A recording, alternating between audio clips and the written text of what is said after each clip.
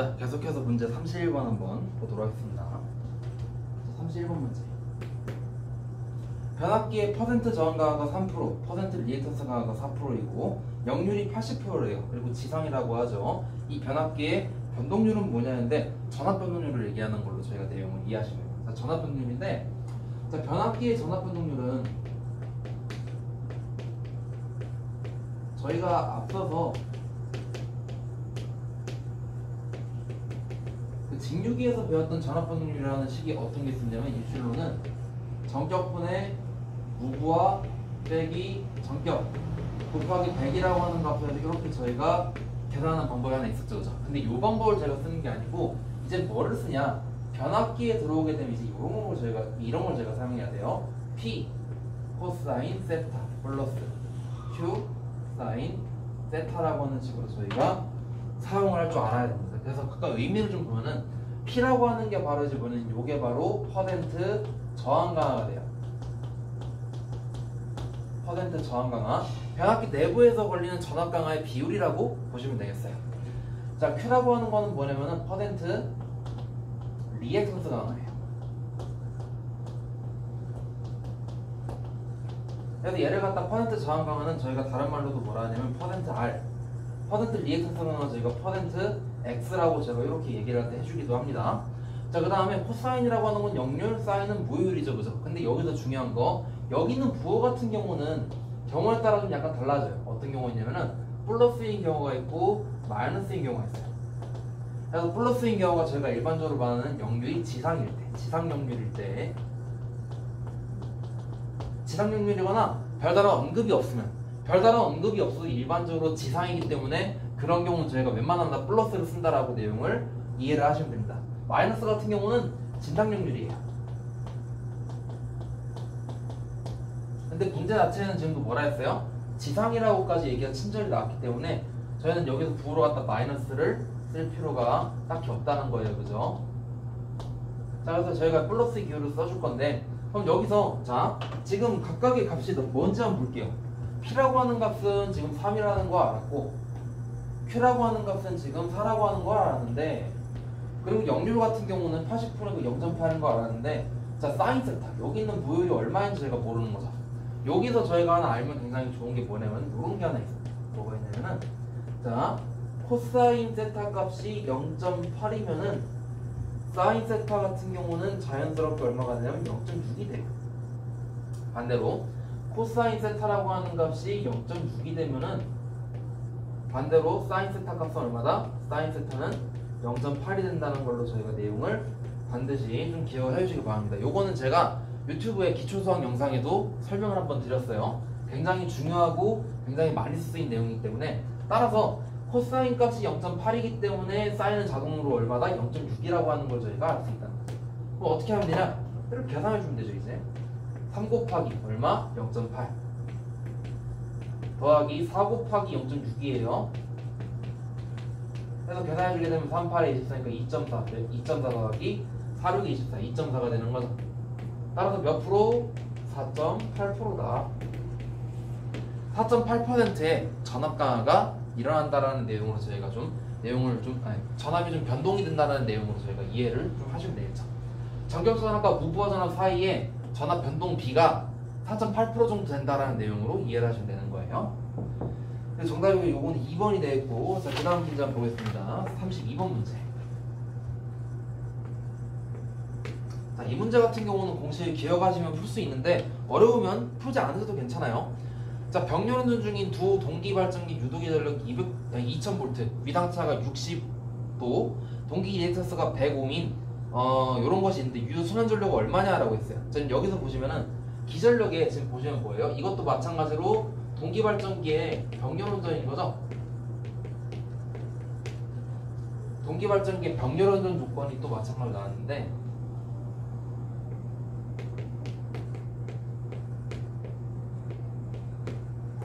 마찬가지로 뭐다? 기전력에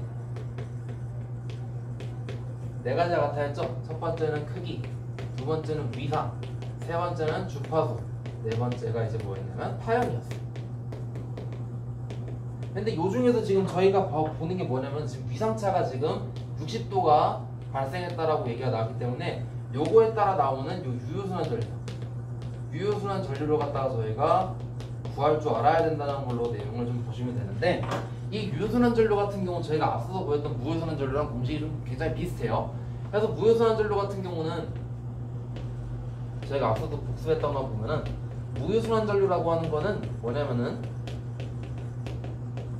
뭐였어요? 그냥 I는 R분의 V니까 동기 임피언스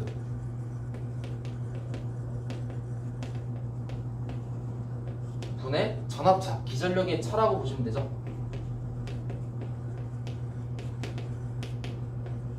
기전력의 차라고 제가 이렇게 내용을 보시면 되는데, 마찬가지로 유효순환 전류도 저항값 분의 전압값이라고 생각하시면 돼요. 그래서 그렇게 저희가 값을 쓰면 되지만 위상이라고 하는 것이 존재하기 때문에 여기 추가적으로 하나가 더 들어가게 돼요. 그래서 어떻게 들어가냐면, 자, 유효순환 전류라고 하는 거는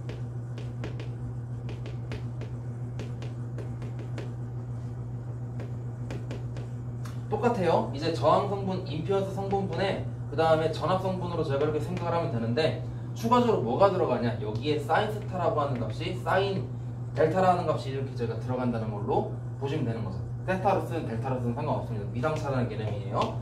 그렇기 때문에 여기다 값을 그대로 넣으면 되는 거예요.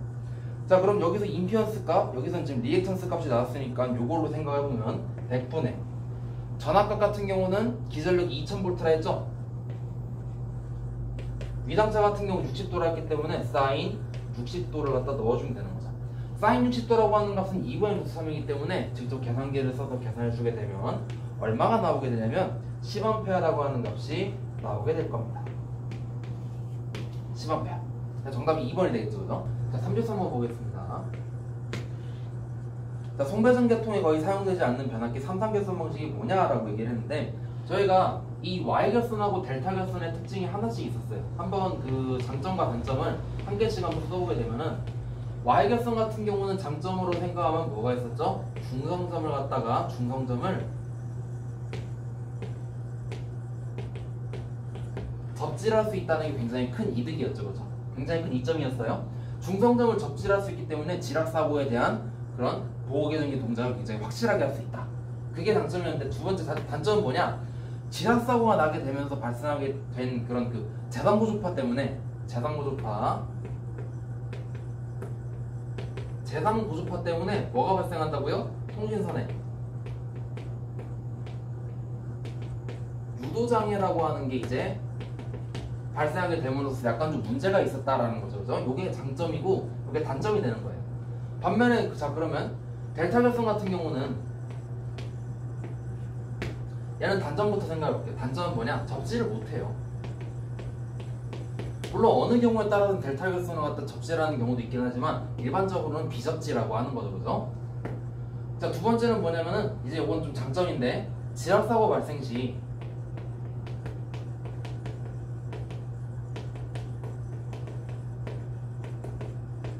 지락사고가 발생해도 재상고조파가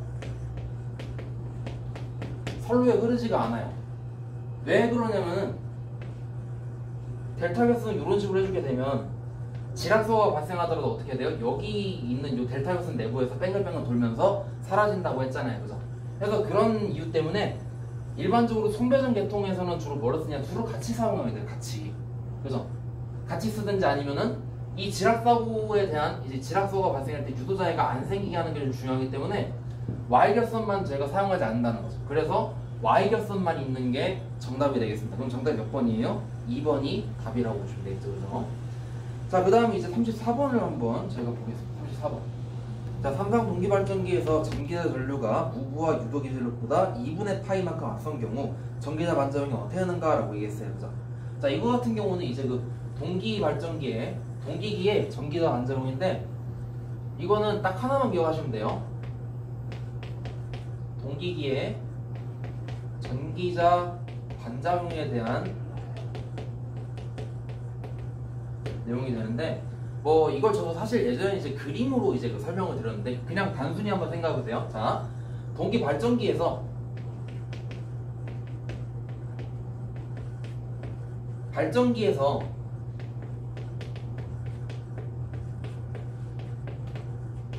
전류가 뒤지게 되면은 무조건 뭐냐? 전류가 뒤지게 되면은 감자예요. 전류가 뒤지면 감자예요. 발전기에서 전류가 뒤지면 감자예요. 요거 하나만 기억하세요. 이거 하나를 갖다 기반으로 해가지고 저희가 반대로 다 생각하면 돼요. 반대로 생각하시면 돼요. 자, 문제를 한번 볼게요. 자, 발전기에서 지금 보시면 발전기에서 자, 전류가 무브와 유도기 전력 전압보다 앞섰대요. 그러니까 발전기에서 지금 뭐래요? 지금 문제에서 보시면 전류가 전압보다 어떻다고요? 앞선다 했죠. 그럼 뒤질 때 감자를 했으니까 앞서면 뭐예요? 앞서면 증자겠죠. 그죠? 그럴 때 정답 몇 번이에요? 2번이라고 보시면 되는 거죠. 그죠? 굉장히 쉽죠, 그죠? 이렇게 저희가 내용을 파악을 하시면 됩니다. 만약에 그럼 반대로 좀 생각을 해서 자, 발전기가 뒤지면은 감자다. 발전기가 전류가 뒤지면은 감자다라는 키워드만 기억하면 되기 때문에 이걸 기반으로 다 반대로 생각하면 된다는 거예요. 예를 들어서 하나 그럼 제가 예시를 한번 들어볼게요. 예를 들어 전동기에서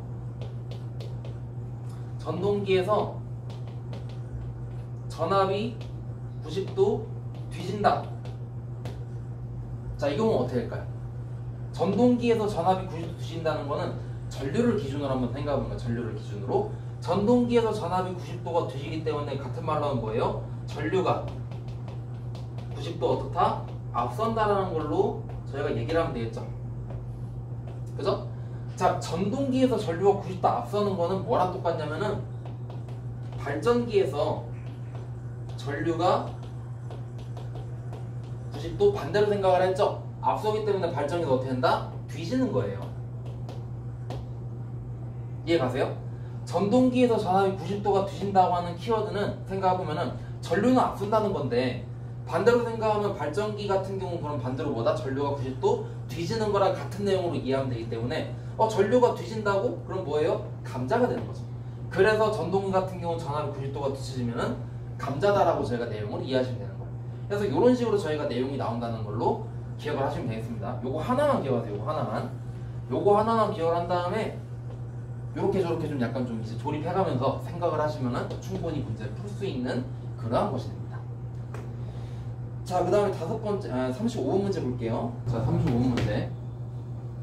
직류 전동기의 특성에 대한 설명으로 틀린 것은 이라고 했는데, 자, 첫 번째, 직권 전동기는 가변속도 전동기다 라고 얘기를 했어요. 자, 이거는 맞는 말이에요. 왜 그러냐면은 직권 전동기 한번 그려볼게요. 직권 전동기 같은 경우는 어떻게 그려요? 전기자 그리고 계자가 어떻게 된 거다? 이렇게 직렬로 연결이 된 이게 바로 직권 전동기라고 얘기하는 거죠. 그렇죠? 그래서 여기에서 이제 이렇게 전원을 갖다 연결을 갖다 해주게 되면은 이때부터 해서 이제 전력이 들어가게 되면서 이 전기자가 회전하는 걸로 볼 수 있는데, 여기서 중요한 거, 자, 뭐가 있냐면은 전류를 갖다 넣어주면 넣어줄수록 전류가 커지면 커질수록 여기로 들어가는 자속값도 어때요? 그만큼 계속 증가를 할 거 아니에요, 그죠? 그래서 이러한 특징이 있었고, 자속이 증가함에 따라서 여기서 이제 발생하는 토크나 회전력도 그대로 증가했단 말이에요, 그죠? 그래서 이 토크라고 하는 거는 제가 어떻게 얘기해요? K, phi, IA로 저희가 얘기를 갖다 해주잖아요, 그죠? 그래서 이렇게 되는데, 이 직권 같은 경우는 특징이 뭐냐면은 얘하고 얘가 사실상 거의 비례하는 관계이기 때문에 얘를 갖다가 IA 값으로 그대로 치환을 해가지고 바꿔서 이러한 관계가 나왔다는 걸 저희가 기억을 꼭 하셔야 돼요. 그죠? 토크는 전류의 제곱에 비례하는 게 이 직권 전동기의 가장 큰 특징이기 때문에 요걸 갖다 반대로 생각하면은 자속값도 마찬가지로 제곱으로 증가하게 되고, 자속값과 회전 속도는 아까 뭐라고 했어요? 반비례한다고 얘기를 했죠. 그렇기 때문에 회전 속도 같은 경우는 제곱에 반비례한다는 내용으로 나오게 된다는 걸로 확인할 수 있다는 거죠. 즉 전류가 증가함에 따라서 회전 속도 또한 시시각각 바뀌게 되는 구조라고 보시면 되기 때문에 가변속도 전동기라고 하는 게 맞는 말이 되는 겁니다. 자, 두 번째, 분권 전동기에서 계자열의 필수로 사용하지 않는다. 이것도 맞는 말이죠, 그죠? 왜냐면은 분권 전동기라고 하는 거는 어떻게 그려요, 이건? 계자 그리고 전기자 그려주고, 그죠? 자, 요게 이제 저희가 말하는 분권 전동기가 되는데, 여기에서 이 계자 회로에다가 퓨즈를 사용한다고 해볼게요. 이렇게. 자, 퓨즈를 갖다가 이런 식으로 사용했어요. 퓨즈를 사용을 했는데 갑자기 좀 약간 사고에 의해서 얘가 딱 끊어졌어요. 그럼 여기로 이제 그 흐르는 계좌 쪽으로 들어가는 전류가 없어지기 때문에 여기로 나오는 자속도는 어떻게 돼요? 값이 떨어지겠죠. 자속이 감소하게 되면 그에 따라서 회전 속도가 어떻게 된다?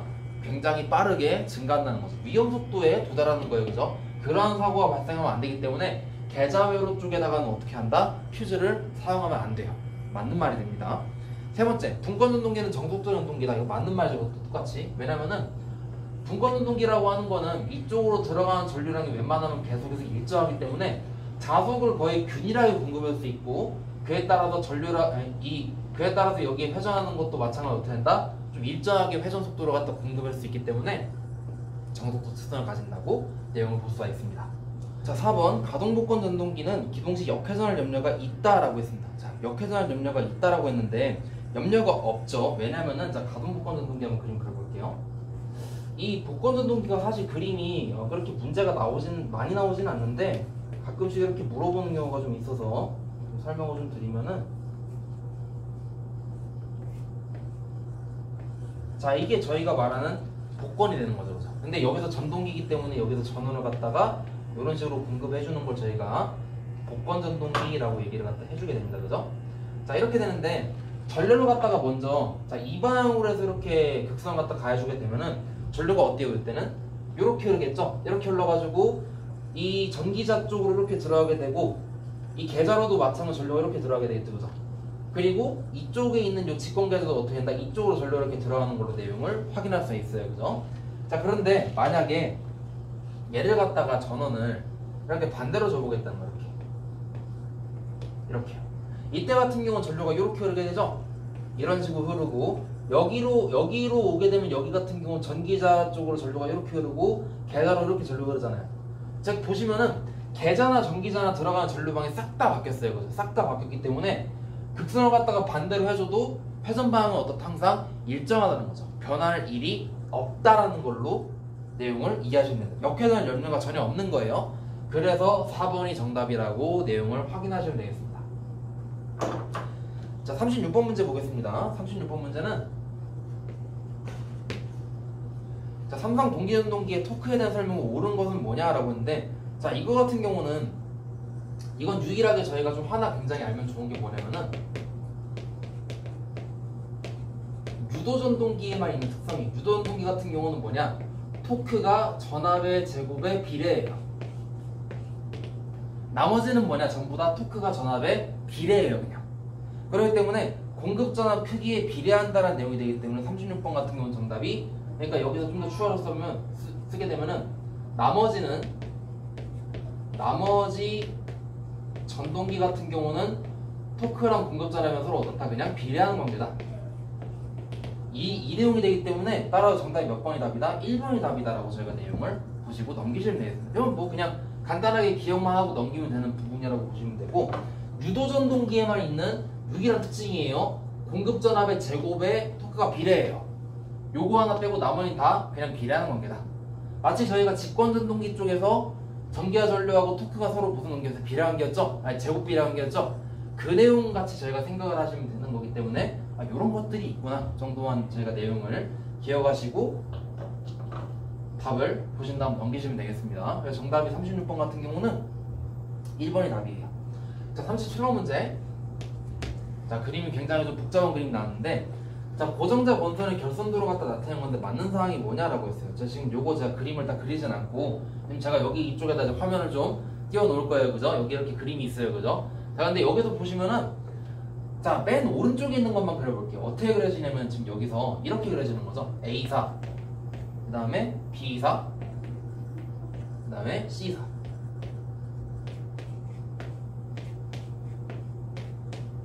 내가 어떻게 그림이 그려지는지 한번 보세요, 권선이. 자, 보시면은 지금 여기서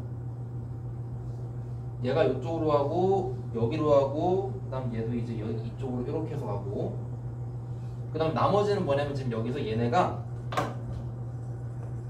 여기 있는 선이 이렇게 해가지고 어떻게 했어요? 여기서 이렇게 묶였죠?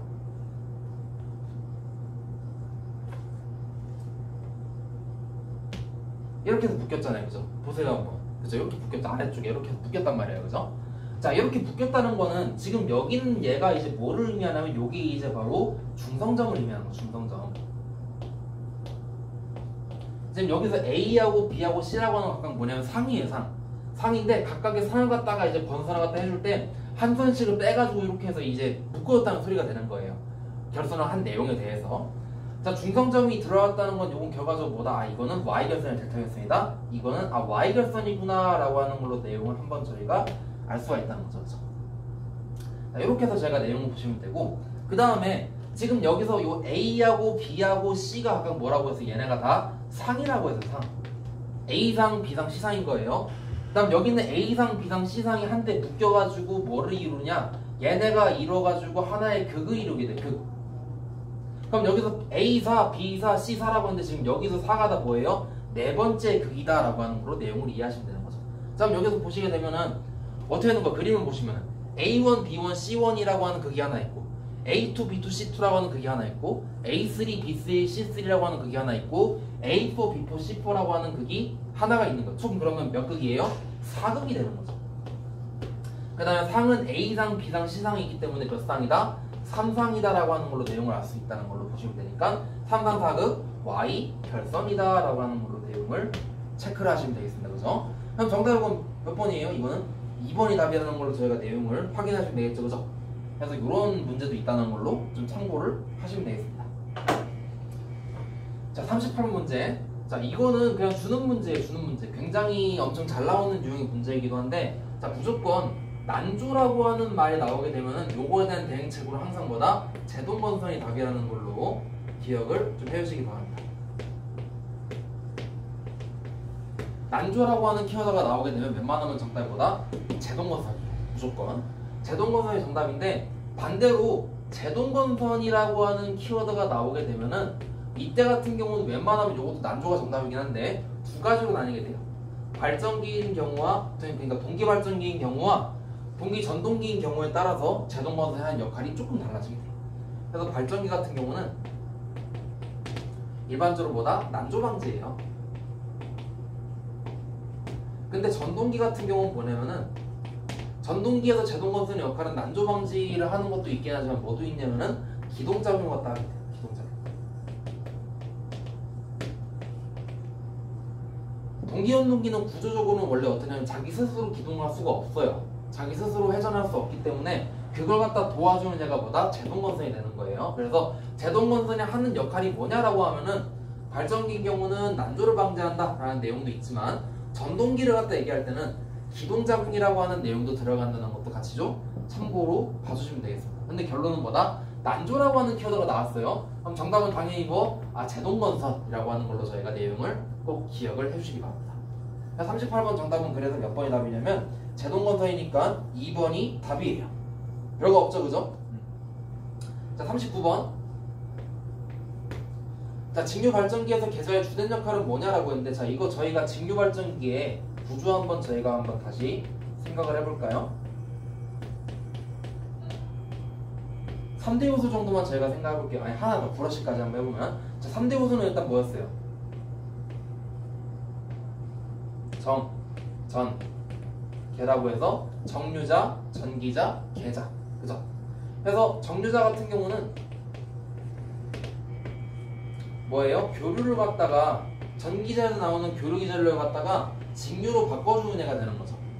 그 다음에 전이라고 하는 건 전기자가 되는데 이 전기자라는 건 뭐다? 회전을 함으로써 자속을 끊어요. 자속을 끊어서 어떻게 한다? 기전력을 유도하는 거죠. 기전력을 유도하더라. 그 다음에 개라고 하는 건 뭐다? 계자가 되는 거죠. 계자. 계자이기 때문에 계자 같은 경우는 뭐다? 얘는 그냥 말 그대로 자속을 갖다가 자속을 공급해주는 그런 그 부품이다라고 저희가 이제 그런 구성품이다라고 얘기하면 되는 거죠. 그 다음 하나 더 있는데 이게 뭐였냐면 이제 브러쉬. 브러쉬라는 건 뭐였냐면은 이제 전기자회로, 즉 내부 회로와 바깥쪽에 있는 외부 회로를 갖다가 연결해주는 걸로 연결해주는 그러한 부품이다라고 하는 걸로 내용을 좀 기억하시면 되겠죠. 근데 문제상에 지금 나온 게 뭐냐면은 자, 계자의 주된 역할이기 때문에 뭐를 만든다? 자속을 만들어서 공급해주는 거다. 그럼 정답이 몇 번이에요? 2번이 답이 되겠죠, 그죠? 자, 그 다음 이제 40번 문제를 보겠습니다. 40번 문제 같은 경우는 계전기가 설치된 위치에서 고전전까지의 임피던스에 비례해서 동작하는 부호 계전기가 뭐냐라고 얘기를 했는데, 이거 같은 경우 그냥 설비에 대한 문제이기 때문에 거리 계전기가 답이다라고 내용을 좀 보시고 넘기시면 될 것 같습니다. 자, 그럼 잠깐 쉬었다가 이제 마저 이어서 40번 문제 또 한번 보도록 하겠습니다.